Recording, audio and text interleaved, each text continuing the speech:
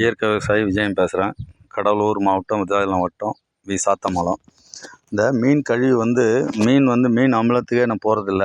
ஏன்னா விவசாயத்தில் ரொம்ப கஷ்டப்பட்டு ரொம்ப கஷ்டமான ஒரு வேலையாக இருக்குது. எதாக இருந்தாலும் ஆள் பிரச்சனை. நான் மீன் கழிவே ஒரு 3 வாட்டி இந்தமாரி தண்ணி ஊற்றுற இடத்துலேயே கொண்டாந்து போட்டு இதில் சாணி நாய் தொடாமல் சாணி கரைச்சி விட்ருவேன்.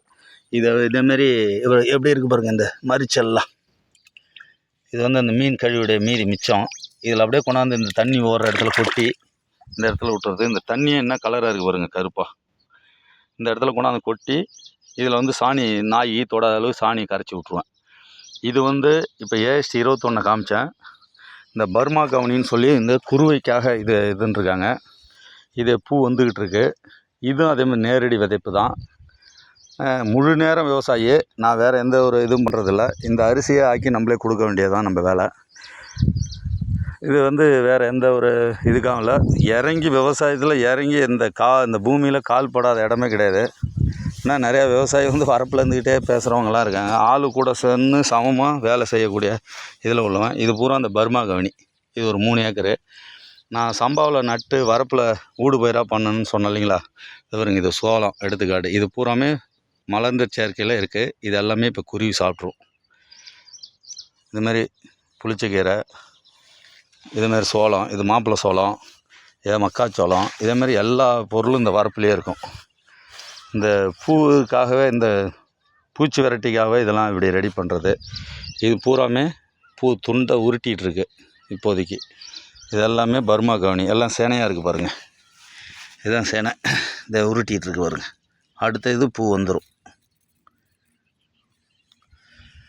இது இந்த அளவுக்கு நல்ல உயரமாக இப்போயே இடுப்பு உயரம் இருக்குது. அது சாப்பிட்டு முடிஞ்ச உடனே அடுத்து இது குருவிக்காக அடுத்த லைன் வச்சுருக்கேன். அது சாப்பிட்டு முடிஞ்சதும் இதை சாப்பிட வந்துடும் உடனே கரெக்டாக. வேறு இந்த சுற்றுப்பட்டில் எங்கே குருவி கூண்டு எங்கேயும் கிடையாது. குருவி சத்தம் பிடிக்காது பாருங்கள். அங்கே பனை மரத்தில் ஒரு 500-1000 கூண்டு. நல்லா நான் பேசாமல் இருக்கேன். குருவி சத்தத்தை கேளுங்க. குருவி கூண்டையும் காட்டுறேன்.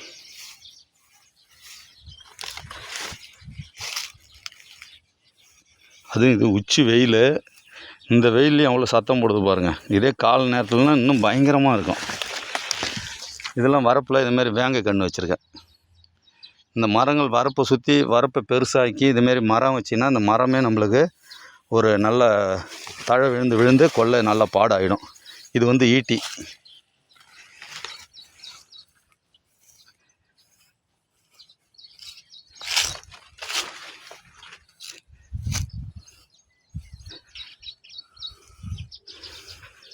இந்த கன்று ஆப்பிரிக்கன் மகாகனி.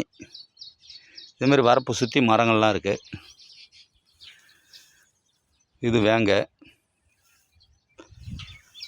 எல்லா இடத்துலையும் இதுமாரி மீன் கழிவு, இந்த தண்ணி ஓடுற இடத்துல மீன் கழிவு கொண்டாந்து மீன் அமிலமாக தயாரிக்கிறதோட இதேமாரியே செஞ்சுக்கலாம். ரொம்ப கஷ்டப்பட வேண்டியதில்லை. கஷ்டப்பட்டு ஒன்றும் விவசாயத்தில் அந்த அளவுக்கு ஒரு முக்கியத்துவம் கொடுக்கறதுக்கு நம்மளுக்கு எதுவும் ஆள் இல்லை. நம்ம கொள்ளை மரடாவாத இந்தமாரி பண்ணுறதுக்காக இதேமாரி பண்ணலாம். நல்லா இதெல்லாம் தொண்டை உருட்டிகிட்ருக்கு பர்மா கவனி. இந்த தந்தி கம்பத்தில் பாருங்கள் எவ்வளோ குருவி இருக்குன்னு. கூண்டு பாருங்கள். தென்னை மரத்தில் எவ்வளோ கூண்டு இருக்குன்னு. இந்தமாரி ஒரு 3 தென்னை மரத்தில் ஒரு பனை மரத்துலேயும் இருக்குது.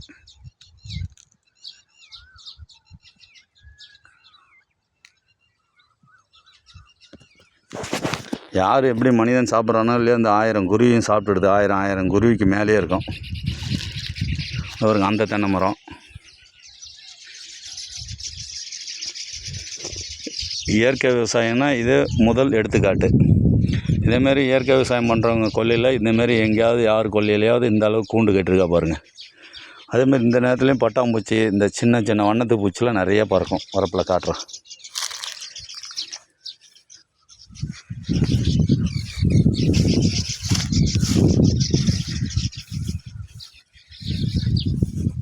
இதோட காலையிலையும் சாயங்காலம் 4 மணிக்கு மேலே பார்த்தீங்கன்னா இன்னும் பயங்கரமாக இருக்கும்.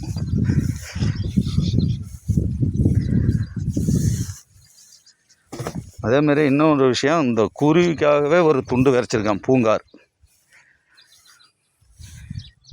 இந்த கன்று தாண்டிக்காய். எல்லா இதுலேயும் வரப்பை சுற்றி வச்சுருக்கேன். முன்னாடி தேக்கு போட்டிருந்தோம், அது ஒன்றும் செட் ஆகலை. தேக்கு வந்து நம்ம பயிரை வீணாக்குது. அதுக்காக இதெல்லாம் இது வச்சு 1 வருஷத்துக்கு மரம் இது இப்போ முன்னாடி காமிச்சது சின்ன மரம் பூரா இந்த குருவிக்கு வச்சது தான். இந்த தந்தி கம்பத்தெல்லாம் இப்படி உட்காந்துட்டு பாருங்க குருவி.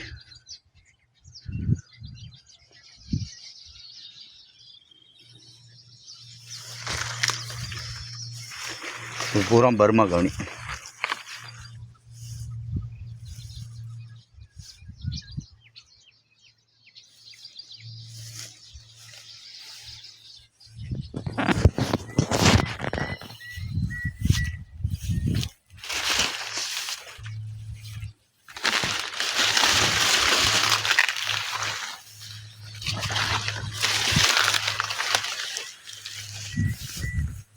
பாருங்க இந்த சோளத்தை எப்படி சாப்பிட்ருக்குன்னு. சுத்தமாக சாப்பிட்றோம். இதெல்லாம் வந்து பறவைங்களுக்காகவே வச்சிருக்க தீனி.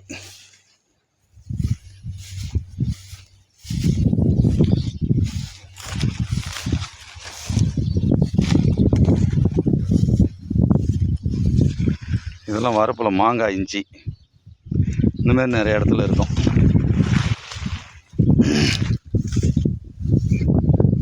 வரப்புலேயே கத்திரிக்காய். நம்ம வீட்டுக்கு தேவையானதை ஒரு 10 செடி வச்சுக்கிட்டாலே எப்படி இருக்குது பாருங்கள்.